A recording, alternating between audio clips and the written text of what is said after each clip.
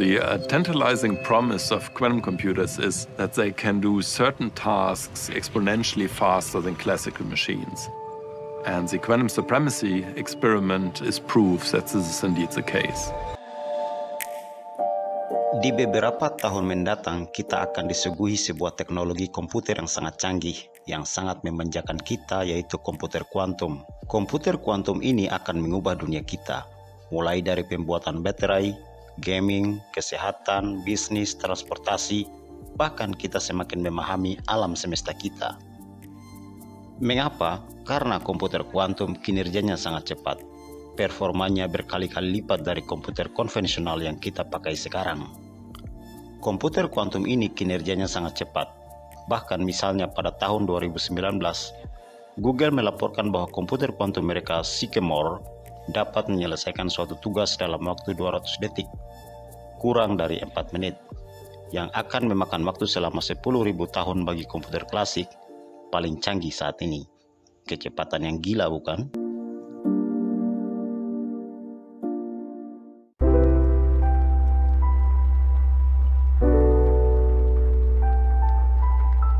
Ketika Anda memperhatikan sebuah delman dan sebuah mobil, maka dalam benak Anda mobil telah menggantikan delman dalam sistem kendaraan manusia.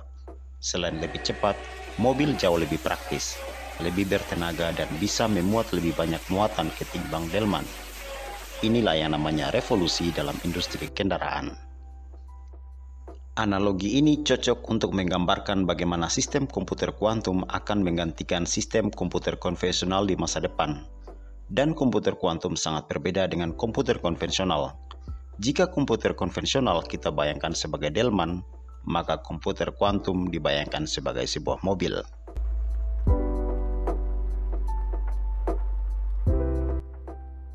Jadi, apa itu komputer kuantum?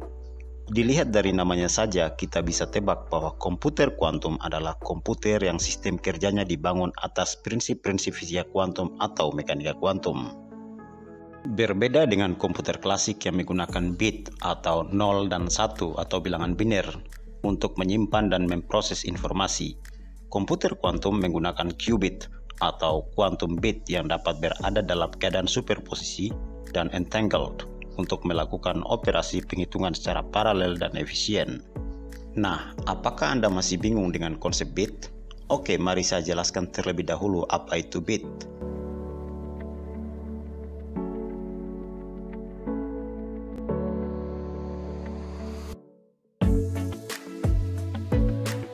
Jadi sebelum kita bahas terminologi superposisi dan entangled, kita perlu bedakan dulu apa itu bit dan apa itu qubit.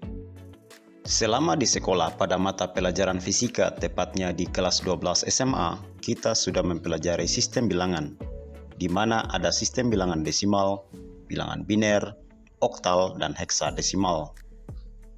Sistem bilangan heksadesimal adalah sistem bilangan berbasis 16. Sistem bilangan desimal adalah sistem bilangan yang berbasis 10, sistem bilangan oktal adalah sistem bilangan yang berbasis 8, dan sistem bilangan biner adalah sistem yang berbilangan yang berbasis 2. Dari keempat sistem bilangan tersebut, yang paling nyaman digunakan oleh manusia untuk berkomunikasi sehari-hari adalah bilangan desimal, yaitu bilangan yang tersusun dari 0 hingga 9. Contohnya adalah 1, 2, 3, 23, 90, 100.000 dan seterusnya.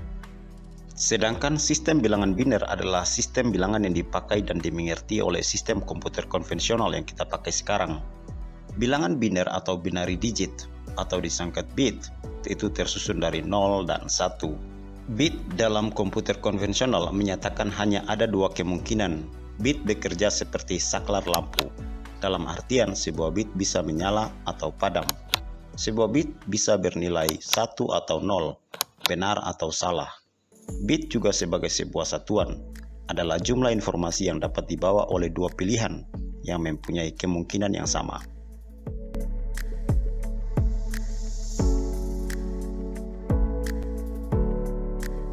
Jika ciri khas komputer konvensional dan sistem digital pada umumnya adalah menggunakan bit yang menyatakan dua keadaan yaitu 1 dan 0, maka demikian juga dalam dunia mekanika kuantum terdapat ciri khas yang mirip seperti itu. Misalnya spin atau putaran elektron juga terdapat dua keadaan, yaitu spin up dan spin down. Jika spin up kita ibaratkan 1, maka spin down kita ibaratkan 0. Atau ada juga pada kasus polarisasi foton tunggal, yaitu terdapat pula dua keadaan, yaitu polarisasi vertikal dan polarisasi horizontal. Karena dunia kuantum memiliki sifat seperti itu, maka muncullah inspirasi untuk membuat sistem bit atau binary digit pada dunia kuantum yang diberi nama qubit, kepanjangan dari quantum bit.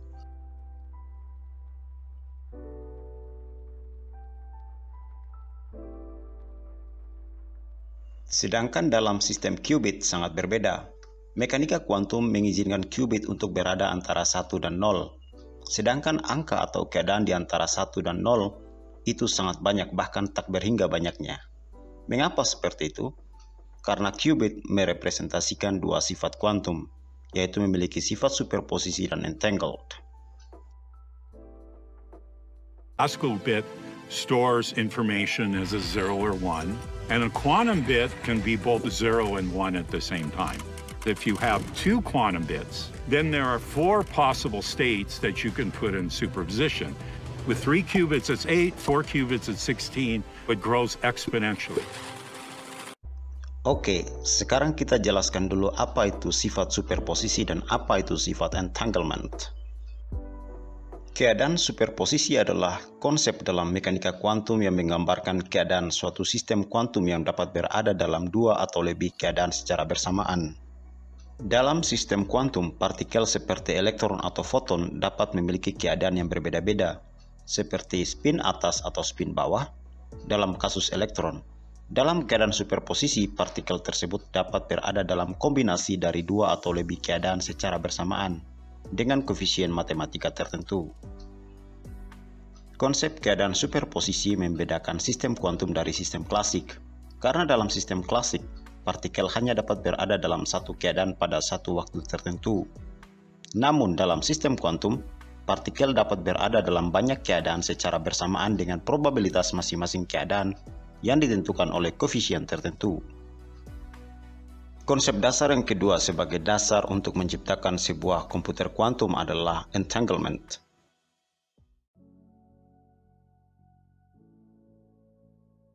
Entanglement adalah fenomena di mana dua atau lebih partikel subatomik seperti elektron, foton, atau partikel lainnya terhubung secara kuat satu sama lain, sehingga keadaan dari satu partikel secara langsung mempengaruhi keadaan partikel yang lain. Meskipun partikel-partikel tersebut dapat dipisahkan oleh jarak yang sangat jauh, perubahan keadaan pada salah satu partikel akan langsung mempengaruhi keadaan partikel lainnya tanpa adanya transfer informasi secara fisik.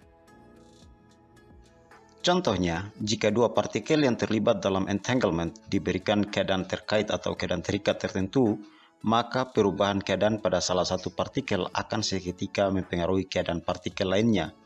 Bahkan jika kedua partikel tersebut berada di dua sisi yang berbeda dari galaksi yang sama. Entanglement ini adalah salah satu fenomena yang paling aneh dalam fisika kuantum dan masih menjadi bahan penelitian aktif di bidang ilmu fisika kuantum hingga saat ini. Entanglement memainkan peran yang penting dalam operasi komputer kuantum. Pada komputer kuantum, unit dasar pemrosesan informasi disebut dengan qubit yang dapat memiliki keadaan yang kompleks seperti berada dalam superposisi atau terjalin dalam entanglement. Dalam komputer kuantum, dua atau lebih qubit dapat dihubungkan secara entangled, sehingga keadaan dari satu qubit akan mempengaruhi keadaan dari qubit yang lain. Dalam entanglement, keadaan qubit tidak dapat dijelaskan secara independen satu sama lain, melainkan harus dijelaskan sebagai satu kesatuan sistem. Entanglement ini memungkinkan komputer kuantum untuk melakukan pemrosesan informasi yang jauh lebih cepat daripada komputer klasik. Karena qubit yang terjalin dalam entanglement dapat digunakan untuk melakukan pemrosesan informasi secara simultan. Hal ini dapat mempercepat pemrosesan masalah yang sulit, seperti dalam pemecahan persamaan matematika yang kompleks atau penemuan kunci kriptografi.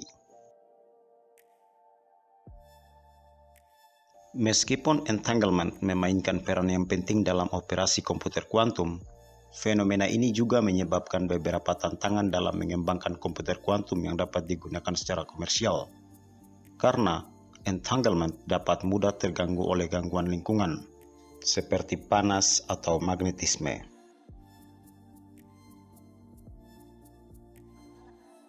Berdasarkan prinsip superposisi dan entanglement, saatnya para ilmuwan menciptakan komputer kuantum. Ada beberapa pendekatan untuk membuat fenomena superposisi dan entanglement bisa terjadi dalam sebuah prosesor komputer kuantum.